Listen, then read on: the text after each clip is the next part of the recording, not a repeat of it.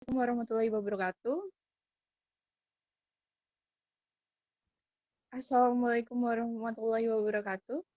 Di sini kami dari kelompok 5 ingin mempresentasikan hasil kerja kelompok kami, yaitu distribusi frekuensi dan jenis grafik.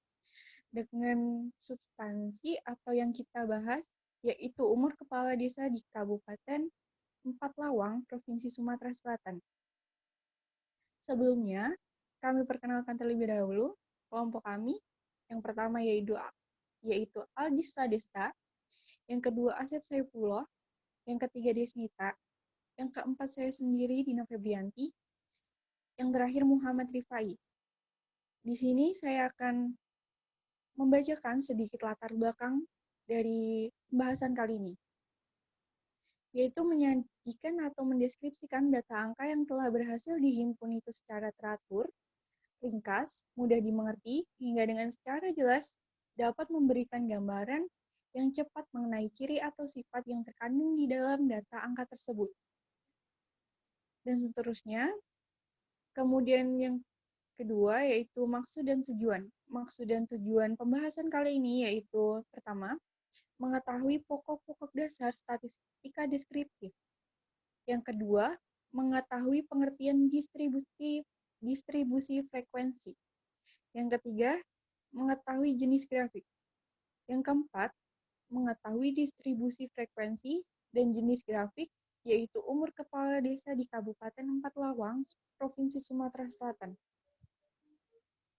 Selanjutnya, yaitu ruang lingkup. Yang pertama, data Kabupaten Empat Lawang, Provinsi Sumatera Selatan. Yang kedua, data jumlah desa di Kabupaten Empat Lawang, Provinsi Sumatera Selatan. Yang ketiga, data umur kepala desa di Kabupaten Empat Lawang, Provinsi Sumatera Selatan. Dan yang selanjutnya akan dijelaskan oleh rekan saya, yaitu Aldis. Ya, baik. Perkenalkan, nama saya Aldis Ladesta. Sebelumnya terima kasih kepada Saudari Dina Febrianti yang sudah menjelaskan latar belakang dan lain-lainnya. Saya akan melanjutkan presentasi ini, landasan teori. Distribusi frekuensi. Pengertian variabel. Kata variabel berasal dan bahasa Inggris variabel yang berarti perubahan atau faktor tidak tetap atau gejala yang dapat diubah-ubah. Misalnya, nilai-nilai mata kuliah, sejumlah mahasiswa yang kita sebut variabel. Variabel pada dasarnya bersifat kualitatif namun dilambangkan dengan angka. Misalnya, nilai bahasa Indonesia adalah gejala kualitatif, namun dilambangkan dengan angka yaitu 70, 85, 53, 64, dan sebagainya. Juga gejala kualitatif namun dilambangkan dengan angka yaitu 15 tahun, 21 tahun, dan sebagainya. Slide selanjutnya. Slide selanjutnya yang kedua, pengertian frekuensi. Frekuensi berasal dari bahasa Inggris frekuensi yang berarti kekerapan atau keseringan. Dalam statistik, frekuensi mengandung arti seberapa kali munculnya variabel yang dinyatakan dengan angka dalam deretan angka tersebut.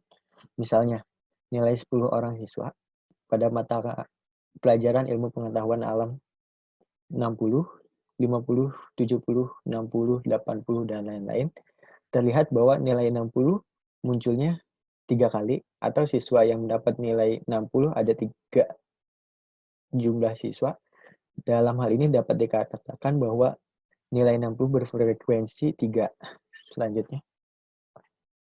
Selanjutnya yang ketiga, pengertian distribusi frekuensi. Kata distribusi berasal dari distribution yang berarti penyaluran atau pencaran. Jadi distribusi frekuensi dapat diartikan sebagai penyaluran frekuensi, pembagian frekuensi, atau pencaran frekuensi. Dalam statistik, distribusi frekuensi berarti suatu keadaan yang menggambarkan bagaimana frekuensi dari suatu variabel yang dilambangkan dengan angka telah tersalur, terbagi, atau terpencar. Contohnya, berikut ini data nilai ilmu pengetahuan alam. Ada 60, 50, 75, 60, 80, 40, dan lain-lain. Jika disajikan ke dalam bentuk tabel, pembagian frekuensi dari nilai ilmu pengetahuan alam sebagai berikut. Histori dan poligon frekuensi. Kumpulan data statistik yang telah diolah menjadi tabel distribusi frekuensi, baik yang tunggal maupun yang berkelompok, atau tabel distribusi frekuensi kumulatif. Dapat pula digambarkan ke dalam bentuk diagram. Salah satunya, contohnya, diagram dari suatu tabel distribusi frekuensi disebut histogram. Lalu yang kedua, dari histogram dapat digambarkan dengan poligon frekuensi. Contohnya, dengan mengambil data pada tabel 4.1 berikut ini, yaitu data nilai ulangan tengah semester matematika siswa Madrasah Ibtidaiyah. Berikut histogramnya selanjutnya. Ini histogramnya ada, ini tabelnya ya. Ada nilai, lalu titik tengahnya berapa, ada frekuensinya. Di sini nilainya yang pertama 66 sampai 70, 71 sampai 75, dan lain-lain. Lalu titik tengahnya dimulai dari 68 sampai ke 98. Lalu frekuensinya berikut ini. Slide selanjutnya. Slide selanjutnya yaitu contoh histogramnya. Bisa dilihat sendiri histogramnya.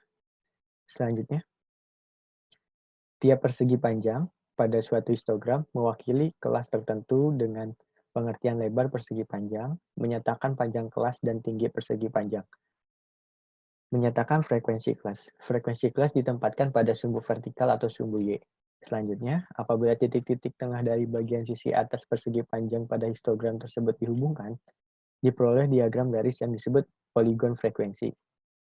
Slide selanjutnya akan dilanjutkan oleh rekan kelompok saya, Muhammad Rifai. Baik, terima kasih Bang Aldis.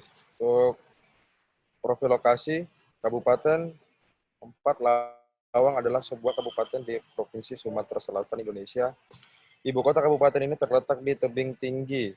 Kabupaten Empat Lawang diresmikan pada 20 April 2007, setelah sebelumnya disetujui oleh DPR dengan disetujuinya rancangan undang-undangnya pada 8 Desember 2006 tentang pembentukan Kabupaten Empat Lawang bersama 15 kabupaten atau kota baru lainnya. Kabupaten Empat Lawang merupakan pemekaran dari Kabupaten Lahat. Untuk letak geografis, Kabupaten Empat Lawang merupakan salah satu kabupaten yang berada di bagian barat Provinsi Sumatera Selatan. Secara geografis, kabupaten ini berada di antara 325 sampai 4 derajat 15 lintang selatan dan 102 37 sampai 103 derajat 45 bujur timur. Luas wilayah Kabupaten Empat Lawang adalah 2.256,44 km persegi. Batas wilayah Kabupaten Empat Lawang mempunyai batas-batas wilayah sebagai berikut. Untuk utara Kabupaten Musirawas, timur Kabupaten Lahat, selatan Kabupaten Lahat dan Kabupaten Bengkulu Selatan, Bengkulu, dan barat Kabupaten Kepahiang dan Kabupaten Rejang Lebong Bengkulu. Suku bangsa, sebagian besar penduduk bermayoritas suku Lintang atau Jemo Lintang. 55% bermukim di Muara Pinang, Lintang Kanan, Pandopo, Pandopo Barat, Uli Musi, dan Sikat Dalam. Sedangkan suku Pasema, 19% bermukim di Pasema Air Keruh. Saling, 12% bermukim di Saling. Suku Kikim, Tebing, 5% bermukim di Tebung Tinggi. Kemudian disusul dengan minoritas 9% seperti Jawa, Sunda, dan lain-lainnya. Untuk pariwisata, wisata alam, selain mata pencaharian petani, Kabupaten Empat Lawang mempunyai wisata alam, yakni Curug Tanjung Alam yang berada di Kecamatan Lintang Kanan, air lintang di Kecamatan Pendopo, yang merupakan pertemuan air Bayau dan air lintang. Budaya, Dikir adalah arak-arakan untuk mengiring kedua mempelai menuju rumah, dilakukan setiap siang hari atau malam hari sebelum ijab kabul. Baik, slide selanjutnya akan dilanjutkan oleh rekan saya. Baik, terima kasih Muhammad Rifai. Di sini saya Asep Saifullah akan menjelaskan tentang pembahasan data desa di Kabupaten Petalawang, Provinsi Sumatera Selatan. Bisa dilihat di sini data desa yang ada di Kabupaten Petalawang, Provinsi Sumatera Selatan.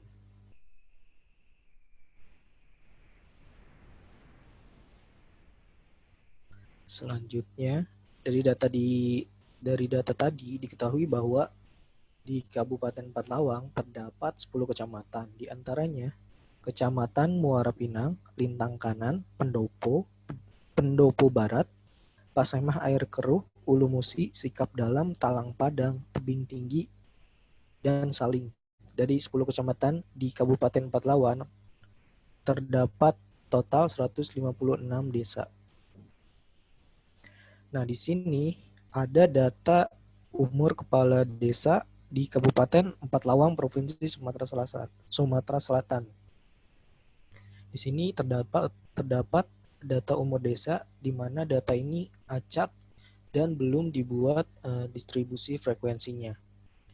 Maka dari itu, kita akan membuat distribusi frekuensi dari data tersebut, di mana jumlah data, yaitu N, sebanyak 156, high score atau max di sini data umur kepala desa yang paling tertua itu 55 tahun, low score itu minimal atau umur kepala desa paling muda yaitu 30 tahun. Diketahui bahwa data usia kepala desa di Kabupaten Petalawang mempunyai 156 data dengan umur tertua adalah 55 tahun dan umur termuda 30 tahun. Selanjutnya, untuk membuat distribusi frekuensi, kita harus menentukan range dari umur tertua dikurang dengan umur termuda. Maka didapatkan nilai 25. Selanjutnya, kita menghitung jumlah kelas, di mana rumus yang ada yaitu K sama dengan 1 ditambah 3,3 dikali log N, maka akan didapatkan 8,303 sekian-sekian. Dan harus kita bulatkan ke atas menjadi 9. Selanjutnya, kita akan mencari interval, yaitu dengan rumus range dibagi jumlah kelas, dan mendapat hasil 2,77 sekian. Dan dibulatkan ke atas menjadi 3. Nah, dari data tersebut, dari proses tersebut, kita sudah mendapatkan data distribusi frekuensi dari umur kepala desa di Kabupaten Petalawang, Provinsi Sumatera Selatan. Dari perhitungan yang sudah dilakukan, didapatkan jumlah kelas sebanyak 9 kelas dengan interval usia 30 sampai 32 tahun 6 orang, 33 sampai 35 tahun 4 orang, dan semuanya dengan total data jumlah 156. Nah, dari data distribusi frekuensi, kita membuat grafik histogramnya. Terlihat bahwa di sini grafik histogramnya menunjukkan bahwa data paling banyak yaitu rentang antara umur 42 sampai 44 tahun, dan paling sedikit yaitu pada usia 33 sampai 35 tahun usia dari kepala desa. Untuk selanjutnya akan dijelaskan oleh Desnita. Silakan.